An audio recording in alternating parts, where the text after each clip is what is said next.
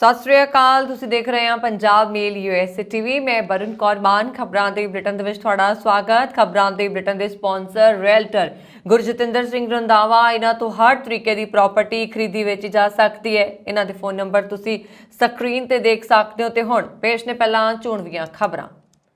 ਅਮਰੀਕੀ ਰਾਸ਼ਟਰਪਤੀ ਨੇ ਭਾਰਤੀ ਮੂਲ ਦੀ ਨੀਰਾ ਟੰਡਨ ਨੂੰ ਆਪਣਾ ਘਰੇਲੂ ਨੀਤੀ ਸਲਾਹਕਾਰ ਕੀਤਾ ਨਿਯੁਕਤ। ਅਮਰੀਕਾ 'ਚ ਭਾਰਤੀ ਮੂਲ ਦੇ 2 ਭਰਾਵਾਂ ਦਾ ਕਤਲ ਦੋਸ਼ੀ ਗ੍ਰਿਫਤਾਰ। ਅਮਰੀਕੀ ਸੰਸਦ ਤੇ ਹਮਲੇ ਦੇ ਵਿੱਚ ਸ਼ਾਮਲ ਮੁਲਜ਼ਮ ਨੂੰ ਮਿਲੀ 14 ਸਾਲ ਦੀ ਸਜ਼ਾ। ਕਿੰਗ ਚਾਰਲਸ III ਦੀ ਸ਼ਾਨਦਾਰ ਤਾਜਪੋਸ਼ੀ, ਦੁਨੀਆ ਭਰ ਦੇ 2000 ਮਹਿਮਾਨ ਬਣੇ ਗਵਾਹ।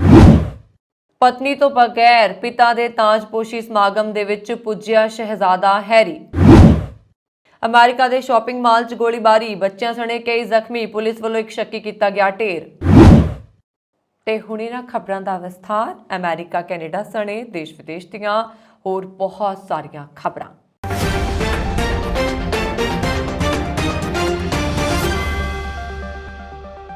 ਅਮਰੀਕੀ ਰਾਸ਼ਟਰਪਤੀ ਜੋ ਬਾਈਡਨ ਨੇ ਸ਼ੁੱਕਰਵਾਰ ਨੂੰ ਭਾਰਤੀ ਅਮਰੀਕੀ ਨੀਰਾ ਟੰਡਨ ਨੂੰ ਆਪਣਾ ਘਰੇਲੂ ਨੀਤੀ ਸਲਾਹਕਾਰ ਨਿਯੁਕਤ ਕੀਤਾ ਹੈ, ਜੋ ਘਰੇਲੂ ਨੀਤੀ ਦੇ ਏਜੰਡੇ ਨੂੰ ਤਿਆਰ ਕਰਨ ਅਤੇ ਲਾਗੂ ਕਰਨ ਦੇ ਵਿੱਚ ਉਹਨਾਂ ਦੀ ਮਦਦ ਕਰੇਗੀ।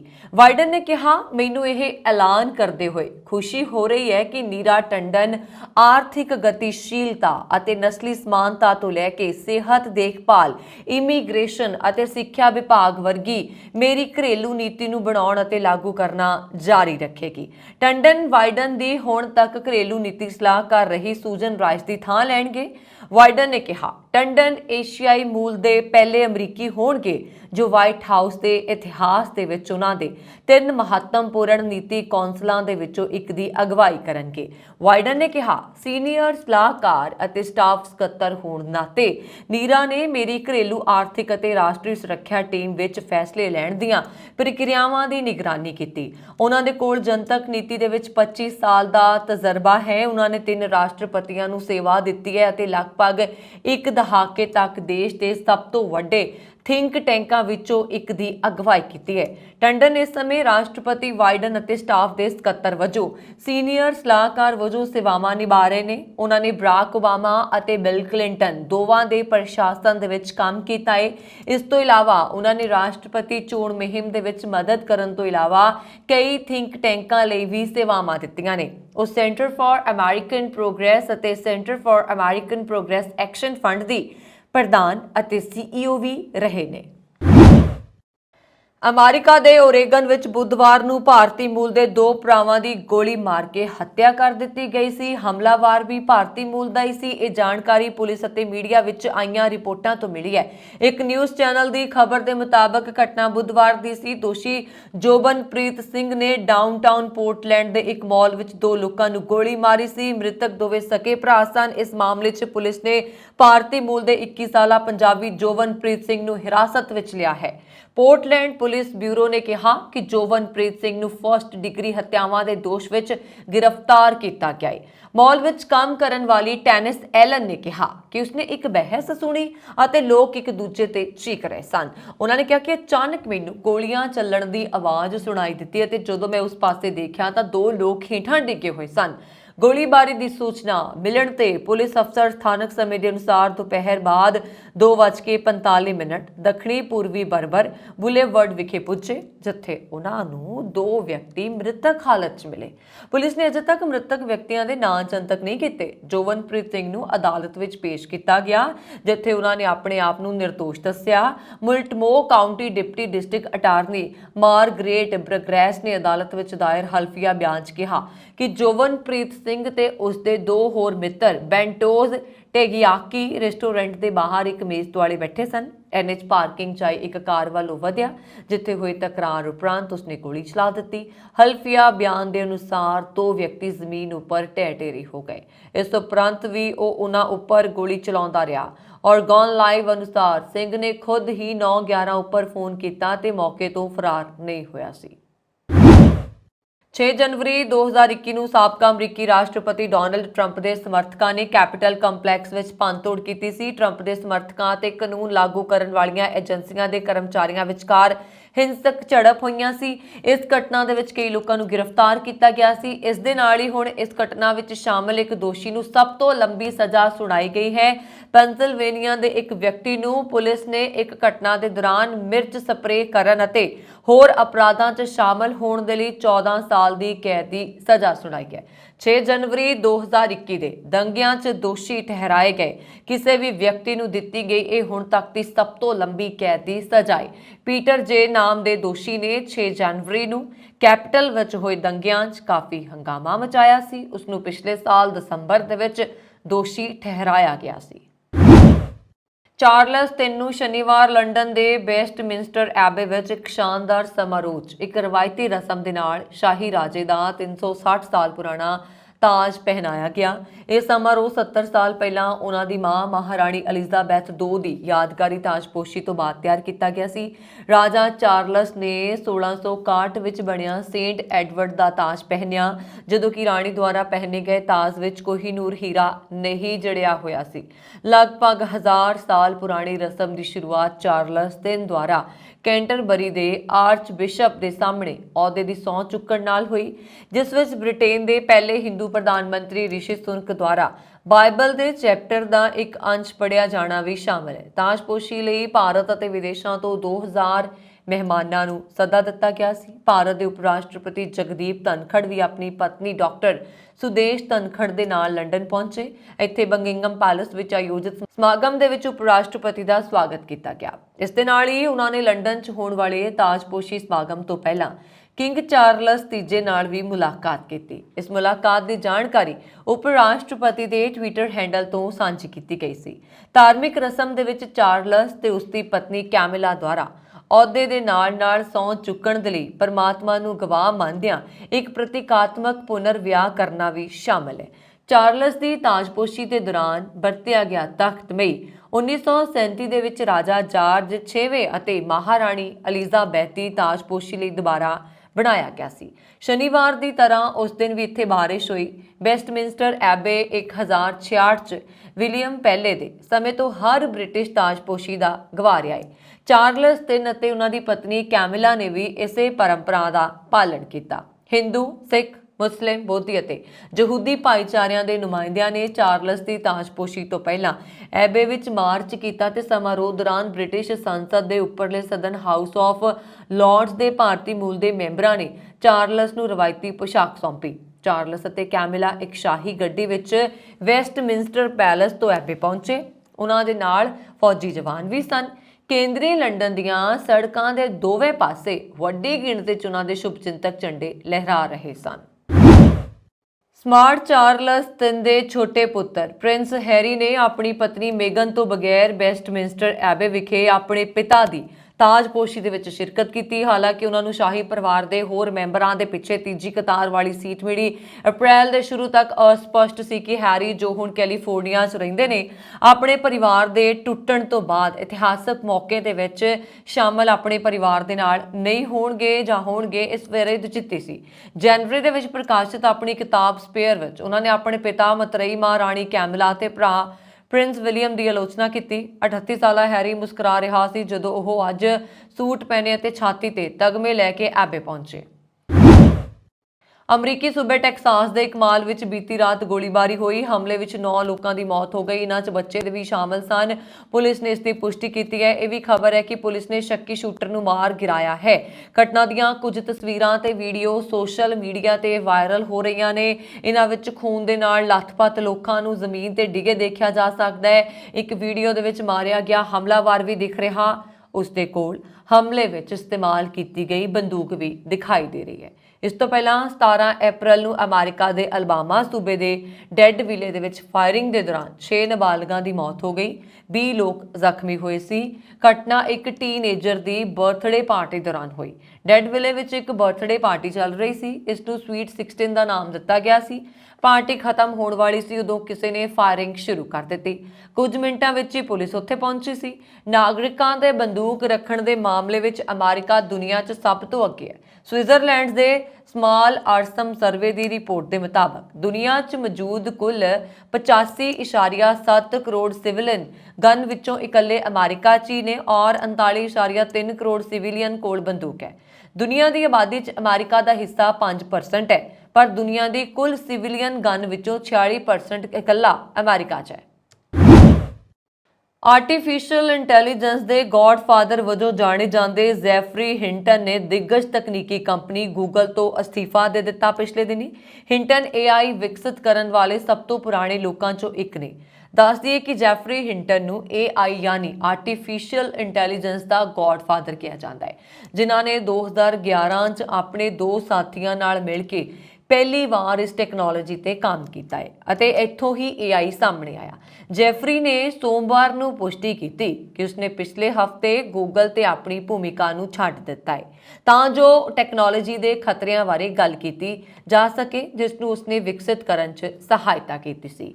ਗੂਗਲ ਤੋਂ ਅਸਤੀਫਾ ਦੇਣ ਤੋਂ ਬਾਅਦ ਜੈਫਰੀ ਹਿੰਟਨ ਨੇ ਕਿਹਾ ਕਿ AI ਦੀ ਖੋਜ ਕਰਨਾ ਉਸਦੀ ਸਭ ਤੋਂ ਵੱਡੀ ਗਲਤੀ ਸੀ। ਹੀ ਉਹ ਆਪਣੇ ਆਪ ਨੂੰ ਤਸੱਲੀ ਦਿੰਦਾ ਹੈ ਕਿ ਜੇਕਰ ਉਸਨੇ ਅਜਿਹਾ ਨਾ ਕੀਤਾ ਹੁੰਦਾ ਤਾਂ ਕਿਸੇ ਹੋਰ ਨੇ ਕੀਤਾ ਹੁੰਦਾ।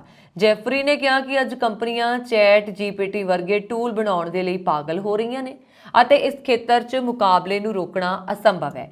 ਹੈਰਾਨੀ ਦੀ ਗੱਲ ਇਹ ਹੈ ਕਿ ਅਜਿਹੇ ਸਾਧਨਾਂ ਦੇ ਆਉਣ ਤੋਂ ਬਾਅਦ ਗਲਤ ਜਾਣਕਾਰੀ ਦਾ ਰੁਝਾਨ ਤੇਜ਼ੀ ਨਾਲ ਵਧੇਗਾ ਅਤੇ ਕੋਈ ਵੀ ਇਹ ਨਹੀਂ ਦੱਸ ਸਕੇਗਾ ਕਿ ਸੱਚ ਕੀ ਹੈ। ਇਸ ਤੋਂ ਇਲਾਵਾ ਜੈਫਰੀ ਹਿੰਟਨ ਨੇ ਕਿਹਾ ਕਿ ਇਹ ਵੀ ਚੁਣੌਤੀ ਹੋਏਗੀ ਕਿ ਗਲਤ ਲੋਕਾਂ ਨੂੰ AI ਦੇ ਬੁਰੇ ਇਸਤੇਮਾਲ ਕਰਨ ਤੋਂ ਕਿਵੇਂ ਰੋਕਿਆ ਜਾਏ। ਕੈਨੇਡਾ ਤੋਂ ਇੱਕ ਮੰਦਭਾਗੀ ਖਬਰ ਸਾਹਮਣੇ ਆਈ, ਜਿੱਥੇ ਤਕਰੀਬਨ 7 ਮਹੀਨੇ ਪਹਿਲਾਂ ਗਏ 28 ਸਾਲਾ ਪੰਜਾਬੀ ਨੌਜਵਾਨ ਦੀ ਪੈਰੀ ਸਾਊਂਡ ਓਨਟਾਰੀਓ ਵਿਖੇ ਭਿਆਨਕ ਕਾਰ ਹਾਦਸੇ ਵਿੱਚ ਦਰਦਨਾਕ ਮੌਤ ਹੋ ਗਈ। ਮ੍ਰਿਤਕ ਨੌਜਵਾਨ ਦੀ ਪਛਾਣ ਅਮਨਪ੍ਰੀਤ ਸਿੰਘ ਪੁੱਤਰ ਜਤਿੰਦਰ ਸਿੰਘ ਵਾਸੀ ਸਤਨਾਮ ਨਗਰ ਦੁਰਾਹਾ ਜ਼ਿਲ੍ਹਾ ਲੁਧਿਆਣਾ ਵਜੋਂ ਹੋਈ ਹੈ। ਪ੍ਰਾਪਤ ਜਾਣਕਾਰੀ ਦੇ ਅਨੁਸਾਰ 15 ਅਪ੍ਰੈਲ ਦੀ ਸਵੇਰ ਨੂੰ ਅਮਨਪ੍ਰੀਤ ਸਿੰਘ ਦੀ ਕਾਰ ਕੈਨੇਡਾ ਦੇ ਓਨਟਾਰੀਓ ਸੂਬੇ ਦੇ ਪੈਰੀ ਸਾਊਂਡ ਨੇੜੇ ਭਿਆਨਕ ਸੜਕ ਹਾਦਸੇ ਦਾ ਸ਼ਿਕਾਰ ਹੋ ਗਈ ਸੀ। ਉਸ ਨੂੰ ਤੁਰੰਤ ਇਲਾਜ ਦੇ ਲਈ ਹਸਪਤਾਲ ਦਾਖਲ ਕਰਵਾਇਆ ਗਿਆ, ਜਿੱਥੇ ਉਸਨੇ ਜ਼ਖਮਾਂ ਦੀ ਤਾਬ ਨਾ ਝੱਲਦੇ ਹੋਏ ਦਮ ਤੋੜ ਦਿੱਤਾ। ਓਨਟਾਰੀਓ ਸਰਕਾਰ ਤੇ ਗੋ ਟ੍ਰਾਂਜ਼ਿਟ ਦੇ ਵੱਲੋਂ ਰਾਈਡਰਸ ਨੂੰ ਆਪਣਾ ਕਿਰਾਇਆ ਅਦਾ ਕਰਨ ਦੇ ਲਈ ਹੋਰ ਢੰਗ ਦੱਸਿਆ ਜਾ ਰਿਹਾ ਹੈ। GO Transit, UP Express, Brampton Transit, Burlington Transit, Durham Region Transit, Hamilton Street Railway, Mississauga ਵਿੱਚ ਮਾਈਵੇ, ਓਕਵਿਲ ਟ੍ਰਾਂਜ਼ਿਟ ਤੇ ਯਾਰਕ ਰੀਜਨ ਟ੍ਰਾਂਜ਼ਿਟ ਦੀ ਵਰਤੋਂ ਕਰਨ ਵਾਲੇ ਹੁਣ ਪ੍ਰੈਸਟੋ ਡਿਵਾਈਸਿਸ ਉੱਤੇ ਆਪਣੇ ਡੈਬਿਟ ਕਾਰਡ ਟੈਪ ਕਰਕੇ ਆਪਣਾ ਕਿਰਾਇਆ ਦੇ ਸਕਿਆ ਕਰਨਗੇ।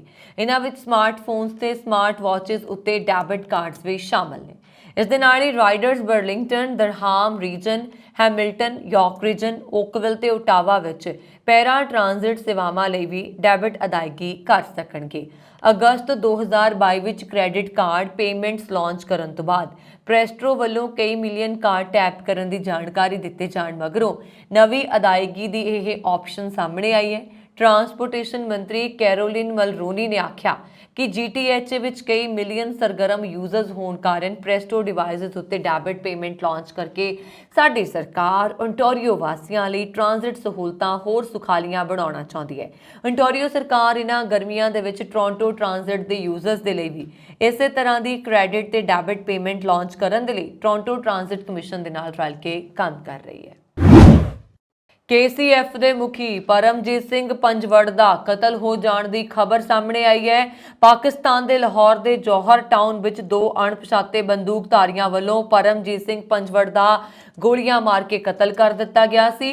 ਮੋਟਰਸਾਈਕਲ ਤੇ ਸਵਾਰ ਦੋ ਅਣਪਛਾਤੇ ਵਿਅਕਤੀਆਂ ਨੇ ਸਥਾਨਕ ਸਮੇਂ ਦੇ ਅਨੁਸਾਰ 6 ਵਜੇ ਦੇ ਕਰੀਬ ਜੌਹਰ ਟਾਊਨ ਸਥਿਤ ਸਨਫਲਾਵਰ ਸੁਸਾਇਟੀ ਵਿੱਚ ਆਪਣੇ ਘਰ ਦੇ ਬਾਹਰ ਸੈਰ ਕਰਦੇ ਸਮੇਂ ਪੰਜਵੜ ਦੇ ਗਨਮੈਨ ਸਮੇਤ ਉਸ ਦਾ ਕਤਲ ਕਰ ਦਿੱਤਾ। ਗੋਲੀਬਾਰੀ 'ਚ ਬੰਦੂਕਧਾਰੀ ਜ਼ਖਮੀ ਹੋਇਆ ਅਤੇ ਉਸ ਨੂੰ ਇਲਾਜ ਦੇ ਲਈ ਹਸਪਤਾਲ ਦਾਖਲ ਕਰਵਾਇਆ ਗਿਆ ਹੈ। ਟੋਰਾਂਟੋ ਦੇ ਚਾਈਨਾ ਟਾਊਨ ਏਰੀਆ ਵਿੱਚ ਸਵੇਰੇ ਤੜਕੇ ਲੋਕਾਂ ਦੇ ਇੱਕ ਗਰੁੱਪ ਦੇ ਦਰਮਿਆਨ ਪਿਛਲੇ ਦਿਨੀ ਲੜਾਈ ਹੋਣ ਉੱਤੇ ਛੁਰੇਬਾਜ਼ੀ ਵਿੱਚ 2 ਵਿਅਕਤੀ ਜ਼ਖਮੀ ਹੋ ਗਏ ਸੀ। ਇਹ ਜਾਣਕਾਰੀ ਟੋਰਾਂਟੋ ਪੁਲਿਸ ਵੱਲੋਂ ਦਿੱਤੀ ਗਈ ਸੀ। ਵੀਰਵਾਰ ਸਵੇਰੇ 7:20 ਤੇ ਨੇੜੇ-ਤੇੜੇ ਡੰਡਸ ਸਟਰੀਟ ਵੈਸਟ ਤੇ ਸਪੈਡੀਨਾ ਐਵਨਿਊ ਨੇੜੇ ਕੁਝ ਵਿਅਕਤੀਆਂ ਦਰਮਿਆਨ ਲੜਾਈ ਹੋਈ। ਇਸ ਦੀ ਜਾਣਕਾਰੀ ਮਿਲਣ ਮਗਰੋਂ ਜਦੋਂ ਪੁਲਿਸ ਮੌਕੇ ਉੱਤੇ ਪਹੁੰਚੀ ਤਾਂ ਉਹਨਾਂ ਨੂੰ 2 ਵਿਅਕਤੀ ਤੇਜ਼ਧਾਰ ਹਥਿਆਰਾਂ ਨਾਲ ਜ਼ਖਮੀ ਹੋਏ ਮਿਲੇ ਸੀ। ਪੈਰਾਮੈਡਿਕਸ ਨੇ ਦੱਸਿਆ ਕਿ ਇੱਕ ਵਿਅਕਤੀ ਨੂੰ ਗੰਭੀਰ ਹਾਲਤ ਵਿੱਚ ਹਸਪਤਾਲ ਲਿਜਾਇਆ ਗਿਆ ਹੈ, ਪਰ ਉਸ ਦੀ ਹਾਲਤ ਖਤਰੇ ਤੋਂ ਬਾਹਰ ਦੱਸੀ ਜਾਂਦੀ ਹੈ। 2 ਹੋਰਨਾਂ ਵਿਅਕਤੀਆਂ ਦਾ ਇਲਾਜ ਵੀ ਮੌਕੇ ਉੱਤੇ ਕੀਤਾ ਗਿਆ। ਪੁਲਿਸ ਨੇ ਦੱਸਿਆ ਕਿ ਇੱਕ ਵਿਅਕਤੀ ਨੂੰ ਹਿਰਾਸਤ ਵਿੱਚ ਲਿਆ ਗਿਆ ਹੈ। ਨੇੜ ਭਵਿੱਖ ਵਿੱਚ ਵਰਿਸ਼ਠ ਯੋਧਾ ਦੇ ਚੌਥੇ ਐਡੀਸ਼ਨ ਦੇ ਆਯੋਜਨ ਦੀ ਕਾਉਂਸਲੇਟ ਜਰਨਲ ਆਫ ਇੰਡੀਆ ਵੱਲੋਂ योजना उलीकी जा रही है। इस विलखण प्रोग्राम तहत काउंसलेट ਵੱਲੋਂ ਭਾਰਤ ਸਰਕਾਰ ਦੀਆਂ ਹਥਿਆਰਬੰਦ ਸੈਨਾਵਾਂ ਦੇ ਲਈ ਸੇਵਾਵਾਂ ਨਿਭਾ ਚੁੱਕੇ ਸਾਡੇ ਸੈਨਿਕਾਂ ਦੇ ਬਲੀਦਾਨ ਤੇ ਯੋਗਦਾਨ ਨੂੰ ਮਾਨਤਾ ਦੇਣ ਦਾ ਉਪਰਾਲਾ ਕੀਤਾ ਜਾਂਦਾ ਹੈ। ਇਸ ਇਵੈਂਟ ਦੇ 3 ਆਡੀਸ਼ਨ 2020, 2021 ਤੇ 2022 ਵਿੱਚ ਹੋ ਚੁੱਕੇ ਨੇ ਤੇ ਇਹਨਾਂ ਵਿੱਚ 75 ਸਾਲ ਤੋਂ ਵੱਧ ਉਮਰ ਦੇ ਸੈਨਿਕਾਂ ਨੂੰ ਸਨਮਾਨਿਤ ਕੀਤਾ ਜਾ ਚੁੱਕਿਆ ਹੈ। ਮਿਸੀਸਾਗਾ ਵਿਖੇ ਨਵੀਂ ਐਂਕਰ ਇਨੋਵੇਸ਼ਨ ਲੋਕੇਸ਼ਨ ਆਈਡੀਆ ਸੁਖੇਰ 1 ਐਂਟਰਪ੍ਰੈਨਿਓਰ ਐਂਡ ਇਨੋਵੇਸ਼ਨ ਹੱਬ ਦੀ ਗ੍ਰੈਂਡ ਓਪਨਿੰਗ ਹੋਈ ਪਿਛਲੇ ਦਿਨੀ। ਇਸ ਦੇ ਜਸ਼ਨਾਂ ਦੇ ਵਿੱਚ ਮੇਅਰ ਕ੍ਰੋਮਬੀ ਤੇ ਕਾਉਂਸਲਰਸ ਦੇ ਵੱਲੋਂ ਮਿਸੀਸਾਗਾ ਦੇ ਇਕਨੋਮਿਕ ਡਿਵੈਲਪਮੈਂਟ ਆਫਿਸ ਤੇ ਆਕਸਫੋਰਡ ਰਿਐਲਿਟੀ ਪ੍ਰਾਪਰਟੀਜ਼ ਦੇ ਨਾਲ ਹਿੱਸਾ ਲਿਆ ਗਿਆ। ਡਾਊਨਟਾਊਨ ਮਿਸੀਸਾਗਾ ਵਿੱਚ ਸੁਖੇਰ 1 ਸ਼ਾਪਿੰਗ ਸੈਂਟਰ ਵਿੱਚ ਸਥਿਤ ਆਈਡੀਆ ਸੁਖੇਰ 1 ਮਿਸੀਸਾਗਾ ਦੇ ਇਨੋਵੇਸ਼ਨ ਡਿਸਟ੍ਰਿਕਟ ਆਈਡੀਆ ਮਿਸੀਸਾਗਾ ਦਾ ਅਹਿਮ ਥੰਮ ਹੈ। ਇਸ ਨਾਲ ਐਂਟਰਪ੍ਰੈਨਿਓਰਸ ਨੂੰ ਵਿਕਾਸ ਕਰਨ, ਆਪਣੇ ਨਿਵੇਕਲੇ ਆਈਡੀਆਜ਼ ਤੇ ਕਾਰੋਬਾਰਾਂ ਨੂੰ ਚਮਕਾਉਣ ਦਾ ਪੂਰਾ ਮੌਕਾ ਮਿਲੇਗਾ। ਇਸ ਮੌਕੇ ਮੇਅਰ ਬੌਨੀ ਕ੍ਰੋਮਬੀ ਨੇ ਆਖਿਆ ਕਿ ਆਈਡੀਆ ਸੁਕੇਰ 1 ਦੀ ਗ੍ਰੈਂਡ ਓਪਨਿੰਗ ਦੇ ਨਾਲ ਅਸੀਂ ਨਵਾਂ ਮੀਲ ਪੱਥਰ ਰੱਖਣ ਜਾ ਰਹੇ ਹਾਂ। ਇੱਥੇ ਸਾਨੂੰ ਇੱਕ ਛੱਤ ਥੱਲੇ ਹੀ ਐਂਟਰਪ੍ਰੈਨਿਓਰਸ, ਸਟਾਰਟਅਪ ਤੇ ਨਿੱਕੇ ਕਾਰੋਬਾਰੀ ਮਿਲ ਜਾਣਗੇ ਜਿਹੜੇ ਵਿਕਾਸ ਕਰਨਾ ਚਾਹੁੰਦੇ ਨੇ ਤੇ ਨਵੀਆਂ ਬੁਲੰਦੀਆਂ ਛੂਹਣਾ ਚਾਹੁੰਦੇ ਨੇ। ਜ਼ਿਕਰਯੋਗ ਹੈ ਕਿ ਮਿਸੀਸਾਗਾ ਗ੍ਰੇਟਰ ਟੋਰਾਂਟੋ ਏਰੀਆ ਦਾ ਦੂਜਾ ਸਭ ਤੋਂ ਵੱਡਾ ਇੰਪਲੋਇਮੈਂਟ ਹੱਬ ਹੈ ਤੇ ਓਨਟਾਰੀਓ ਦਾ ਦੂਜਾ ਸਭ ਤੋਂ ਵੱਡਾ ਅਰਥਚਾਰਾ ਹੈ। ਕ੍ਰੋਮਬੀ ਨੇ ਆਖਿਆ ਕਿ ਇਸ ਖੇਤਰ ਵਿੱਚ ਆਈਡੀਆ ਸੁਕੇਰ 1 ਦੇ ਆਉਣ ਨਾਲ ਸਾਡੇ ਪੈਰ ਹੋਰ ਮਜ਼ਬੂਤ ਹੋਣਗੇ ਤੇ ਅਸੀਂ ਨਵੀਆਂ ਪਿਰਤਾਂ ਪਾ ਸਕਾਂਗੇ। ਇਸ ਨਾਲ ਇਨਫੋਰਮੇਸ਼ਨ ਟੈਕਨੋਲੋਜੀ, ਲਾਈਫ ਸਾਇੰਸ ਤੇ ਐਡਵਾਂਸ ਮੈਨੂਫੈਕਚਰਿੰਗ ਵਿੱਚ ਸਾਡੀ ਪਕੜ ਹੋਰ ਮਜ਼ਬੂਤ ਹੋਏਗੀ। ਸੜਕਾਂ ਉੱਤੇ ਕਰਤੱਵ ਦਿਖਾਉਣ ਤੇ ਸ਼ੋਰ ਪ੍ਰਦੂਸ਼ਣ ਦੇ ਵਿੱਚ ਵਾਧਾ ਕਰਨ ਵਾਲੇ ਲੋਕਾਂ ਨੂੰ ਠੱਲ ਪਾਉਣ ਦੇ ਲਈ ਪੀਲ ਰੀਜਨਲ ਪੁਲਿਸ ਦੇ ਵੱਲੋਂ ਪ੍ਰੋਜੈਕਟ ਨੋਇਸ ਮੇਕਰ ਇਰੇਜ਼ ਸ਼ੁਰੂ ਕੀਤੇ ਗਏ ਨੇ। ਇੱਕ ਨਿਊਜ਼ ਰਿਲੀਜ਼ ਦੇ ਵਿੱਚ ਪੁਲਿਸ ਨੇ ਦੱਸਿਆ ਕਿ ਅਗਲੇ 6 ਮਹੀਨਿਆਂ ਤੱਕ ਸੜਕਾਂ ਉੱਤੇ ਰੇਸਾਂ ਲਾਉਣ ਵਾਲਿਆਂ ਤੋਂ ਲੋੜੋਂ ਵੱਧ ਰੌਲਾ ਪਾਉਣ ਵਾਲੀਆਂ ਗੱਡੀਆਂ ਨੂੰ ਨਿਸ਼ਾਨਾ ਬਣਾਇਆ ਜਾਏਗਾ। ਡਰਾਈਵਰਸ ਨੂੰ ਇਹ ਵੀ ਚੇਤੇ ਕਰਵਾਇਆ ਗਿਆ ਕਿ ਹਾਈਵੇ ਟ੍ਰੈਫਿਕ ਐਕਟ ਤੇ ਮਿਊਨਿਸਪਲ ਬਾਇਲਾਜ਼ ਦੀ ਉਲੰਘਣਾ ਕਰਨ ਵਾਲਿਆਂ ਨੂੰ ਚਾਰਜ ਵੀ ਕੀਤਾ ਜਾ ਸਕਦਾ ਹੈ। ਉਹਨਾਂ ਉੱਤੇ ਜੁਰਮਾਨੇ ਵੀ ਲਗਾਏ ਜਾ ਸਕਦੇ ਨੇ। ਇੱਥੇ ਹੀ ਬਸ ਨਹੀਂ ਹੈ, ਨਿਯਮਾਂ ਦੀ ਉਲੰਘਣਾ ਕਰਨ ਵਾਲੇ ਡਰਾਈਵਰਾਂ ਦੀਆਂ ਗੱਡੀਆਂ ਜ਼ਬਤ ਕਰਨ ਦੇ ਨਾਲ ਹੀ ਸੜਕ ਉੱਤੇ ਹੀ ਡਰਾਈਵਰ ਦਾ ਲਾਇਸੈਂਸ ਵੀ ਸਸਪੈਂਡ ਕੀਤਾ ਜਾ ਸਕਦਾ ਹੈ। ਪੁਲਿਸ ਦੇ ਅਨੁਸਾਰ ਜਿਨ੍ਹਾਂ ਗੱਡੀਆਂ ਦੇ ਸਾਇਲੈਂਸਰ ਹੱਦੋਂ ਵੱਧ ਆਵਾਜ਼ ਕਰ ਰਹੇ ਨੇ ਉਹਨਾਂ ਨੂੰ ਦੋਸ਼ ਸਿੱਧ ਹੋਣ ਤੇ 110 ਕੈਨੇਡੀਅਨ ਡਾਲਰ ਤੱਕ ਦਾ ਜੁਰਮਾਨਾ ਹੋ ਸਕੇਗਾ। ਜੇ ਕੋਈ ਸੜਕਾਂ ਉੱਤੇ ਰੇਸਾਂ ਲਾਉਂਦਾ ਫੜਿਆ ਜਾਂਦਾ ਹੈ ਤਾਂ ਉਸ ਨੂੰ ਭਾਰੀ ਜੁਰਮਾਨਾ ਪੈ ਸਕਦਾ ਹੈ। ਕੈਨੇਡਾ ਦੇ ਕਿਊਬੈਕ ਸੂਬੇ ਦੇ ਮਹਾਨਗਰ ਮੌਂਟਰੀਅਲ ਸਥਿਤ ਨਾਮਵਰ ਵਿਦਿਅਕ ਸੰਸਥਾ ਮੈਕਗਿਲ ਯੂਨੀਵਰਸਿਟੀ ਤੇ Indian council for cultural relations ਨੇ ਇੱਕ ਆਪਸੀ ਸਮਝੌਤਾ ਕੀਤਾ, ਜਿਸ ਤਹਿਤ ਮੈਕਗਿਲ ਯੂਨੀਵਰਸਿਟੀ ਮੌਂਟਰੀਅਲ ਵਿਖੇ Indian council for cultural relations the Bharatiya studies the chair ਸਥਾਪਿਤ ਕੀਤੀ ਗਈ ਹੈ, ਜਿਸ ਨੂੰ ICCR ਫੰਡ ਮੁਹੱਈਆ ਕਰਵਾਏਗੀ। ਮੈਕਗਿਲ ਯੂਨੀਵਰਸਿਟੀ ਵਿਖੇ ਪੋਲੀਟੀਕਲ ਸਾਇੰਸ ਦੇ ਪ੍ਰੋਫੈਸਰ ਤੇ ਵਾਈਸ ਪ੍ਰਿੰਸੀਪਲ ਅਕਾਦਮਿਕ ਕ੍ਰਿਸਟੋਫਰ ਨੇ ਕੈਨੇਡਾ 'ਚ ਭਾਰਤ ਦੇ ਹਾਈ ਕਮਿਸ਼ਨਰ ਸੰਜੇ ਕੁਮਾਰ ਵਰਮਾ ਦੀ ਹਾਜ਼ਰੀ ਵਿੱਚ ਸਮਝੌਤੇ ਤੇ ਦਸਤਖਤ ਕੀਤੇ। ਇਸ ਮੌਕੇ ਯੂਨੀਵਰਸਿਟੀ ਦੇ ਵਾਈਸ ਚਾਂਸਲਰ ਪ੍ਰਿੰਸੀਪਲ ਦੀਪ ਸੈਣੀ ਤੇ ਹੋਰ ਪਤਵੰਤੇ ਹਾਜ਼ਰ ਸਨ। ਵਰਣਨਯੋਗ ਹੈ ਕਿ ਮੈਕਗਿਲ ਯੂਨੀਵਰਸਿਟੀ 'ਚ ਵੱਡੀ ਗਿਣਤੀ 'ਚ ਅੰਤਰਰਾਸ਼ਟਰੀ ਵਿਦਿਆਰਥੀ ਪੜ੍ਹਦੇ ਨੇ। ਬਰਲਿੰਗਟਨ ਦੇ ਵਿੱਚ ਹਾਈ ਸਕੂਲ ਦੇ ਬਾਹਰ ਗੱਡੀ ਵੱਲੋਂ ਟੱਕਰ ਮਾਰੇ ਜਾਣ ਕਾਰਨ ਇੱਕ 8 ਸਾਲਾ ਬੱਚੀ ਦੀ ਮੌਤ ਹੋ ਗਈ। ਇਹ ਜਾਣਕਾਰੀ ਹਾਲਟਨ ਪੁਲਿਸ ਨੇ ਦਿੱਤੀ ਹੈ। ਬੁੱਧਵਾਰ ਨੂੰ ਸ਼ਾਮੀ 5:30 ਵਜੇ ਤੋਂ ਬਾਅਦ ਬਰਲਿੰਗਟਨ ਸੈਂਟਰਲ ਸੈਕੰਡਰੀ ਸਕੂਲ ਦੇ ਪਾਰਕਿੰਗ ਲਾਟ ਵਿੱਚ ਰਾਹਗੀਰ ਨੂੰ ਕਾਰ ਵੱਲੋਂ ਟੱਕਰ ਮਾਰੇ ਜਾਣ ਦੀਆਂ ਖਬਰਾਂ ਦੇ ਕੇ ਪੁਲਿਸ ਅਧਿਕਾਰੀਆਂ ਨੂੰ ਸੱਦਿਆ ਗਿਆ ਸੀ। ਮੌਕੇ ਉੱਤੇ ਪਹੁੰਚੇ ਪੈਰਾਮੈਡਿਕਸ ਦੇ ਵੱਲੋਂ 8 ਸਾਲਾ ਬੱਚੀ ਦੀ ਹਾਲਤ ਦਾ ਜਾਇਜ਼ਾ ਲਿਆ ਗਿਆ ਸੀ। ਸਹਾਇਤਾ ਤੋਂ ਬਾਅਦ ਉਸ ਨੂੰ ਹੈਮਿਲਟਨ ਦੇ ਵਿੱਚ ਮੈਕਮਾਸਟਰ ਚਿਲਡਰਨਸ ਹਸਪਤਾਲ ਲਿਜਾਇਆ ਗਿਆ, ਪਰ ਉੱਥੇ ਬੱਚੀ ਨੂੰ ਮ੍ਰਿਤਕ ਐਲਾਨ ਦਿੱਤਾ ਗਿਆ। ਪੁਲਿਸ ਨੇ ਦੱਸਿਆ ਕਿ 21 ਸਾਲਾ ਪੁਰਸ਼ ਡਰਾਈਵਰ ਇਸ ਘਟਨਾ ਨੂੰ ਅੰਜਾਮ ਦੇਣ ਤੋਂ ਬਾਅਦ ਮੌਕੇ ਤੋਂ ਫਰਾਰ ਹੋ ਗਿਆ, ਪਰ ਕੁਝ ਸਮੇਂ ਬਾਅਦ ਹੀ ਉਸ ਨੂੰ ਇਸੇ ਏਰੀਆ ਵਿੱਚ ਸਥਿਤ ਉਸਦੇ ਘਰ ਤੋਂ ਗ੍ਰਿਫਤਾਰ ਕਰ ਲਿਆ ਗਿਆ। ਘਟਨਾ ਵਾਲੀ ਥਾਂ ਤੋਂ ਫਰਾਰ ਹੋਣ ਦੇ ਸੰਬੰਧ ਵਿੱਚ ਡਰਾਈਵਰ ਉੱਤੇ ਚਾਰजेस ਲਗਾਏ ਜਾਣਗੇ ਤੇ ਉਸ ਨੂੰ ਕੁਝ ਵਾਧੂ ਚਾਰजेस ਦਾ ਵੀ ਸਾਹਮਣਾ ਕਰਨਾ ਪੈ ਸਕਦਾ ਹੈ। ਮਿਸ ਯੂਨੀਵਰਸ ਆਸਟ੍ਰੇਲੀਆ ਦੀ ਫਾਈਨਲਿਸਟ ਸਿਆਨਾ ਵੇਅਰ ਦੀ 23 ਸਾਲ ਦੀ ਉਮਰ ਵਿੱਚ ਆਸਟ੍ਰੇਲੀਆ ਦੇ ਵਿੰਸਟਰ ਪੋਲੋ ਮੈਦਾਨ 'ਚ ਇੱਕ ਘੋੜਸਵਾਰੀ ਹਾਦਸੇ ਤੋਂ ਬਾਅਦ ਮੌਤ ਹੋ ਗਈ ਸੀ ਔਰ ਉਸ ਦੀ ਰਿਪੋਰਟ ਦੇ ਮੁਤਾਬਕ ਫੈਸ਼ਨ ਮਾਡਲ ਦਾ ਵੀਰਵਾਰ 4 ਮਈ ਨੂੰ ਦੇਹਾਂਤ ਹੋ ਗਿਆ। ਇੱਕ ਵੈਬਸਾਈਟ ਦੇ ਅਨੁਸਾਰ ਉਸ ਦੇ ਬॉयਫ੍ਰੈਂਡ ਟੌਮ ਬੁਲ ਨੇ ਇੰਸਟਾਗ੍ਰਾਮ ਤੇ ਉਸ ਦੀ ਮੌਤ ਦੀ ਪੁਸ਼ਟੀ ਕੀਤੀ। ਮਾਡਲ ਦੀ ਆਖਰੀ ਇੰਸਟਾਗ੍ਰਾਮ ਪੋਸਟ ਤੇ ਉਸ ਦੇ ਦੋਸਤਾਂ, ਪਰਿਵਾਰਾਂ ਅਤੇ ਸਹਿਕਰਮੀਆਂ ਦੇ ਵੱਲੋਂ ਸ਼ਰਧਾਂਜਲੀ ਦਿੱਤੀ ਜਾ ਰਹੀ ਹੈ। ਇੱਕ ਆਸਟ੍ਰੇਲੀਅਨ ਆਊਟਲੈਟ ਅਨੁਸਾਰ ਸਿਆਣਾ 2 ਅਪ੍ਰੈਲ ਨੂੰ ਸਿਡਨੀ ਦੇ ਵਿੰਡਸਟਰ ਪੋਲੋ ਮੈਦਾਨ 'ਚ ਘੋੜਸਵਾਰੀ ਕਰ ਰਹੀ ਸੀ। ਉਦੋਂ ਉਹ ਘੋੜੇ ਸਮੇਤ ਡਿੱਗ ਗਈ। ਇਸ ਹਾਦਸੇ ਮਗਰੋਂ ਉਸ ਨੂੰ ਵੈਸਟਮਿੰਟ ਹਸਪਤਾਲ ਲਿਜਾਇਆ ਗਿਆ, ਜਿੱਥੇ ਉਸ ਨੂੰ ਆਪਣੀ ਮੌਤ ਤੋਂ ਪਹਿਲਾਂ ਕਈ ਹਫ਼ਤੇ ਲਾਈਫ ਸਪੋਰਟ ਤੇ ਬਿਤਾਏ। ਸਿਆਣਾ ਕੋਲ ਸਿਡਨੀ ਯੂਨੀਵਰਸਿਟੀ ਤੋਂ ਅੰਗਰੇਜ਼ੀ ਸਿਹਤ ਅਤੇ ਮਨੋਵਿਗਿਆਨ ਵਿੱਚ ਦੋਹਰੀ ਡਿਗਰੀ ਸੀ। ਉਸਨੇ ਸਤੰਬਰ ਵਿੱਚ ਗੋਲਡ ਕੋਸਟ ਮੈਗਜ਼ੀਨ ਨੂੰ ਦੱਸਿਆ ਸੀਗਾ ਕਿ ਉਸਨੂੰ ਸ਼ੋ ਜੰਪਿੰਗ ਦੇ ਲਈ ਡੂੰਘਾ ਤੇ ਡੋਲ ਪਿਆਰ ਸੀ। ਮੇਰੇ ਪਰਿਵਾਰ ਨੂੰ ਯਕੀਨ ਨਹੀਂ ਹੈ ਕਿ ਇਹ ਜਨੂੰਨ ਕਿੱਥੋਂ ਆਇਆ ਹੈ, ਪਰ ਮੈਂ 3 ਸਾਲ ਦੀ ਉਮਰ ਤੋਂ ਹੀ ਘੋੜਸਵਾਰੀ ਕਰ ਰਹੀ ਹਾਂ ਤੇ ਇਸ ਤੋਂ ਬਿਨਾਂ ਆਪਣੀ ਜ਼ਿੰਦਗੀ ਦੀ ਕਲਪਨਾ ਨਹੀਂ ਕਰ ਸਕਦੀ। ਅੰਮ੍ਰਿਤਸਰ ਦੇ ਵਿੱਚ ਬੀਤੀ ਰਾਤ ਲਗਭਗ 12 ਵਜੇ ਹੈਰੀਟੇਜ ਸਟਰੀਟ ਤੇ ਧਮਾਕਾ ਹੋਇਆ। ਇਸ ਨਾਲ ਸਾਰਾ ਗੜੀ ਪਾਰਕਿੰਗ ਦੇ ਵਿੱਚ ਖਿੜਕੀਆਂ ਤੇ ਲੱਗਾ ਕੱਚ ਚਾਰੋਂ ਪਾਸੇ ਫੈਲ ਗਿਆ। ਇਹ ਕੱਚ 5 ਤੋਂ 6 ਸ਼ਰਧਾਲੂਆਂ ਨੂੰ ਲੱਗਾ, ਜਿਸ ਨਾਲ ਉਹ ਜ਼ਖਮੀ ਹੋਏ। ਜਾਂਚ ਦੇ ਬਾਅਦ ਪੁਲਿਸ ਨੇ ਕਿਹਾ ਕਿ ਇਹ ਇੱਕ ਹਾਦਸਾ ਹੈ ਤੇ ਕਿਸੇ ਨੂੰ ਵੀ ਘਬਰਾਉਣ ਦੀ ਲੋੜ ਨਹੀਂ ਹੈ। ਫੋਰੈਂਸਿਕ ਟੀਮ ਹਾਦਸੇ ਦੀ ਜਾਂਚ ਕਰੇਗੀ। ਹਾਦਸਾ ਹੈਰੀਟੇਜ ਸਟਰੀਟ ਤੇ ਸਾਰਾ ਗੜੀ ਸਰਾਏ ਦੇ ਸਾਹਮਣੇ ਤੇ ਪਾਰਕਿੰਗ ਦੇ ਬਿਲਕੁਲ ਬਾਹਰ ਹੋਇਆ। ਲਗਭਗ 12 ਵਜੇ ਲੋਕ ਹੈਰੀਟੇਜ ਸਟਰੀਟ ਤੇ ਘੁੰਮ ਰਹੇ ਨੇ, ਉਦੋਂ ਜ਼ੋਰਦਾਰ ਧਮਾਕਾ ਹੋਇਆ। ਕੋਲੋਂ ਆਟੋ ਤੇ ਦੂਜੇ ਸੂਬੇ ਦੀਆਂ ਲਗਭਗ 6 ਟੂਰਿਸਟ ਲੜਕੀਆਂ ਆਈਆਂ ਸਨ, ਜਿਨ੍ਹਾਂ ਤੇ ਕੱਚ ਡਿੱਗਿਆ। ਨਾਲ ਇੱਕ ਬੈਂਚ ਤੇ ਨੌਜਵਾਨ ਸੌ ਰਿਹਾ ਸੀ, ਜਿਸ ਦੀ ਲੱਤ ਵਿੱਚ ਕੱਚ ਦਾ ਟੁਕੜਾ ਲੱਗਾ ਤੇ ਉਹ ਜ਼ਖਮੀ ਹੋ ਗਿਆ। ਕੁਝ ਮਿੰਟਾਂ ਵਿੱਚ ਹੀ ਪੁਲਿਸ ਮੌਕੇ ਤੇ ਪਹੁੰਚ ਗਈ। ਜਾਂਚ ਸ਼ੁਰੂ ਕੀਤੀ ਗਈ। ਪੁਲਿਸ ਨੇ ਕਿਹਾ ਕਿ ਇਹ ਕੋਈ ਹਮਲਾ ਨਹੀਂ ਹੈ, ਹਾਦਸਾ ਹੈ। ਲੋਕਾਂ ਨੂੰ ਸੰਜਮ ਬਣਾਏ ਰੱਖਣ ਦੀ ਅਪੀਲ ਕੀਤੀ ਗਈ। ਸੈਂਟਰਲ ਏਸੀਪੀ ਸੁਰਿੰਦਰ ਸਿੰਘ ਨੇ ਕਿਹਾ ਕਿ ਹਾਦਸਾ ਅੱਤਵਾਦੀ ਨਹੀਂ ਹੈ, ਇਹ ਸਪਸ਼ਟ ਹੈ, ਪਰ ਕਾਰਨ ਦਾ ਅਜੇ ਕੁਝ ਨਹੀਂ ਕਿਹਾ ਜਾ ਸਕਦਾ। ਫੋਰੈਂਸਿਕ ਵਿਭਾਗ ਦੀਆਂ ਟੀਮਾਂ ਜਾਂਚ ਕਰ ਰਹੀਆਂ ਨੇ, ਸੈਂਪਲ ਲਏ ਜਾਣਗੇ, ਜਿਸ ਦੇ ਬਾਅਦ ਸਪਸ਼ਟ ਹੋਏਗਾ ਕਿ ਪਾਰਕਿੰਗ ਦਾ ਕੱਚ ਕਿਵੇਂ ਟੁੱਟਿਆ। ਕੈਨਰਾ ਬੈਂਕ ਦੇ ਨਾਲ 538 ਕਰੋੜ ਰੁਪਏ ਦੀ ਕੀਮਤ ਧੋਖਾਧੜੀ ਦੇ ਮਾਮਲੇ ਦੇ ਵਿੱਚ ਸੀਬੀਆਈ ਨੇ ਸ਼ੁੱਕਰਵਾਰ ਨੂੰ ਬੰਬਈ ਦੇ ਵਿੱਚ ਜੈਟ ਏਅਰਵੇਜ਼ ਅਤੇ ਇਸ ਦੇ ਸੰਸਥਾਪਕ ਨਰੇਸ਼ ਗੋਇਲ ਦੇ ਕੰਪਲੈਕਸ ਸਮੇਤ 7 ਟਿਕਾਣਿਆਂ ਤੇ ਛਾਪੇਮਾਰੀ ਕੀਤੀ। ਅਧਿਕਾਰੀਆਂ ਨੇ ਜਾਣਕਾਰੀ ਦਿੱਤੀ ਹੈ ਕੇਂਦਰੀ ਜਾਂਚ ਬਿਊਰੋ ਨੇ ਗੋਇਲ, ਉਹਨਾਂ ਦੀ ਪਤਨੀ ਅਨੀਤਾ ਤੇ 에ਅਰਲਾਈਨ ਦੇ ਸਾਬਕਾ ਡਾਇਰੈਕਟਰ ਗੌਰੰਗ ਆਨੰਦ ਸ਼ੈੱਟੀ ਦੀਆਂ ਰਿਹਾਇਸ਼ਾਂ ਤੇ ਦਫ਼ਤਰਾਂ ਤੇ ਛਾਪੇਮਾਰੀ ਕੀਤੀ। ਅਧਿਕਾਰੀਆਂ ਨੇ ਦੱਸਿਆ ਕਿ ਏਜੰਸੀ ਨੇ ਕੈਨਰਾ ਬੈਂਕ ਦੀ ਸ਼ਿਕਾਇਤ ਤੇ 538 ਕਰੋੜ ਰੁਪਏ ਦੀ ਕਥਿਤ ਧੋਖਾਧੜੀ ਦਾ ਨਵਾਂ ਮਾਮਲਾ ਦਰਜ ਕੀਤਾ। ਉਹਨਾਂ ਨੇ ਕਿਹਾ ਕਿ ਦੋਸ਼ ਫੰਡਾਂ ਦੀ ਕਥਿਤ ਦੁਰਵਰਤੋਂ ਸਮੇਤ ਹੋਰ ਬੇਨਿਯਮਾਂ ਦੇ ਨਾਲ ਸੰਬੰਧਿਤ ਨੇ। ਨੈਸ਼ਨਲ ਕੰਪਨੀ ਟ੍ਰਿਬਿਊਨਲ ਵਿੱਚ ਦਿਵਾਲੀਆ ਹੱਲ ਪ੍ਰਕਿਰਿਆ ਦੇ ਤਹਿਤ ਜਲਾਨਾ ਕਾਲ ਰੌਕ ਕੰਸਟੋਰੀਅਮ ਦੁਆਰਾ ਜੈਟ ਏਅਰਵੇਜ਼ ਲਈ ਬੋਲੀ ਜਿੱਤਣ ਤੋਂ ਬਾਅਦ ਕੰਪਨੀ ਨੂੰ ਮੁੜ ਸੁਰਜੀਤ ਕਰਨ ਦੀ ਪ੍ਰਕਿਰਿਆ 'ਚ ਸੀ। ਤੁਹਾਨੂੰ ਦੱਸ ਦਈਏ ਕਿ ਕੁਝ ਮਹੀਨੇ ਪਹਿਲਾਂ ਬੰਬੇ ਹਾਈ ਕੋਰਟ ਨੇ ਜੈਟ ਏਅਰਵੇਜ਼ ਦੇ ਸੰਸਥਾਪਕ ਨਰੇਸ਼ ਗੋਇਲ ਅਤੇ ਉਹਨਾਂ ਦੀ ਪਤਨੀ ਅਨੀਤਾ ਗੋਇਲ ਦੇ ਖਿਲਾਫ ਕਥਿਤ ਮਨੀ ਲਾਂਡਰਿੰਗ ਮਾਮਲੇ 'ਚ ਇਨਫੋਰਸਮੈਂਟ ਡਾਇਰੈਕਟੋਰੇਟ ਦੁਆਰਾ ਦਾਇਰ ਇਨਫੋਰਸਮੈਂਟ ਕੇਸ ਇਨਫੋਰਮੇਸ਼ਨ ਰਿਪੋਰਟ ਨੂੰ ਰੱਦ ਕਰ ਦਿੱਤਾ ਸੀ। ਕੇਂਦਰੀ ਜਾਂਚ ਏਜੰਸੀ ਦਾ ECR ਅਕਬਰ ਟਰੈਵਲਸ ਦੀ ਸ਼ਿਕਾਇਤ ਤੇ ਗੋਇਲ ਜੋੜੇ ਵਿਰੁੱਧ ਕਥਿਤ ਧੋਖਾਧੜੀ ਅਤੇ ਜਾਲਸਾਜ਼ੀ ਦੇ ਦੋਸ਼ ਵਿੱਚ ਪੁਲਿਸ ਦੁਆਰਾ ਦਰਜ ਕੀਤੀ ਗਈ FIR ਤੇ ਆਧਾਰਿਤ ਸੀ। ਦੋਵਾਂ ਪੱਖਾਂ ਨੂੰ ਸੁਣਨ ਤੋਂ ਬਾਅਦ ਜਸਟਿਸ ਰੇਵਤੀ ਮੋਹਿਤੇ ਡੇਰੇ ਅਤੇ ਜਸਟਿਸ ਪ੍ਰਿਥਵੀ ਰਾਜ ਚਵਾਨ ਦੇ ਡਿਵੀਜ਼ਨ ਬੈਂਚ ਨੇ 20 ਫਰਵਰੀ 2020 ਨੂੰ ਦਰਜ ਕੀਤੀ ECR ਅਤੇ ਗੋਇਲ ਜੋੜੇ ਵਿਰੁੱਧ ਸਾਰੀਆਂ ਕਾਰਵਾਈਆਂ ਨੂੰ ਗੈਰ ਕਾਨੂੰਨੀ ਅਤੇ ਕਾਨੂੰਨ ਦੇ ਉਲਟ ਹੋਣ ਦੇ ਆਧਾਰ ਤੇ ਰੱਦ ਕਰ ਦਿੱਤਾ। ਆਮ ਤੌਰ ਤੇ ECIR FIR ਵਰਗੀ ਹੁੰਦੀ ਹੈ, ਜੋ ਪੁਲਿਸ, ਕੇਂਦਰੀ ਜਾਂਚ ਬਿਊਰੋ ਅਤੇ ਕਿਸੇ ਹੋਰ ਏਜੰਸੀ ਦੁਆਰਾ ਅਪਰਾਧਕ ਕੇਸ ਦੇ ਆਧਾਰ ਤੇ ਦਰਜ ਕੀਤੀ ਜਾਂਦੀ ਹੈ। ਜਦੋਂ ਤੋਂ ਤਾਲਿਬਾਨ ਨੇ ਅਫਗਾਨਿਸਤਾਨ ਤੇ ਕਬਜ਼ਾ ਕੀਤਾ ਹੈ, ਇਹ ਔਰਤਾਂ ਅਤੇ ਲੜਕੀਆਂ ਲਈ ਦੁਨੀਆ ਦਾ ਸਭ ਤੋਂ ਅਤਿਆਚਾਰੀ ਦੇਸ਼ ਬਣ ਗਿਆ। ਇੱਥੇ ਔਰਤਾਂ ਨੂੰ ਉਹਨਾਂ ਦੇ ਮੁੱਢਲੇ ਅਧਿਕਾਰਾਂ ਤੋਂ ਵਾਂਝੇ ਰੱਖਿਆ ਗਿਆ, ਜਿਸ ਕਾਰਨ ਇੱਥੇ ਔਰਤਾਂ ਨੂੰ ਰੋਜ਼ੀ ਰੋਟੀ ਕਮਾਉਣ ਦੇ ਵਿੱਚ ਮੁਸ਼ਕਲਾਂ ਦਾ ਸਾਹਮਣਾ ਕਰਨਾ ਪੈ ਰਿਹਾ ਹੈ। ਹਾਲਾਂਕਿ ਸੰਯੁਕਤ ਰਾਸ਼ਟਰ ਔਰਤਾਂ ਦੀ ਮਦਦ ਲਈ ਹਰ ਸੰਭਵ ਕੋਸ਼ਿਸ਼ ਕਰ ਰਿਹਾ ਹੈ।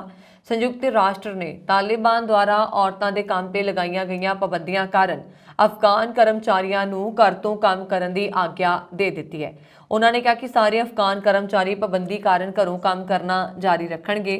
ਸੰਯੁਕਤ ਰਾਸ਼ਟਰ ਦੇ ਉਪ ਬੁਲਾਰੇ ਫਰਹਾਨ ਹੱਕ ਨੇ ਸ਼ੁੱਕਰਵਾਰ ਨੂੰ ਕਿਹਾ ਕਿ ਸਾਡੇ ਰੁਖ 'ਚ ਕੋਈ ਬਦਲਾਅ ਨਹੀਂ ਹੋਇਆ। ਇਸ ਤੋਂ ਪਹਿਲਾਂ ਸੰਯੁਕਤ ਰਾਸ਼ਟਰ ਨੇ ਕਿਹਾ ਕਿ ਉਹ ਆਪਣੀਆਂ ਕਾਰਵਾਈਆਂ ਦੀ ਸਮੀਖਿਆ ਕਰੇਗਾ ਤੇ ਅਫਗਾਨ ਸਟਾਫ ਘਰ ਤੋਂ ਕੰਮ ਕਰਨਾ ਜਾਰੀ ਰੱਖੇਗਾ।